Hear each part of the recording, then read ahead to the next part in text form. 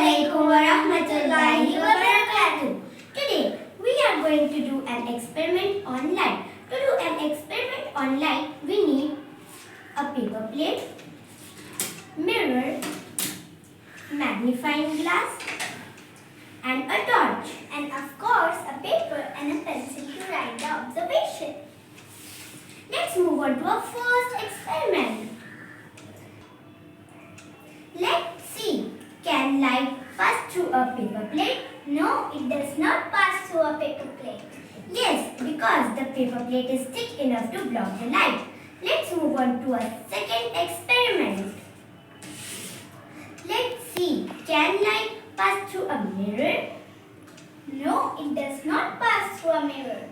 No, it does not pass through a mirror. Instead, mirror reflects light. Let's move on to a third and last experiment. Let's see. Can light pass through a magnifying glass? Yes, it is passing through a magnifying glass. Yes, because it is made up of transparent material. Jazakallah khair.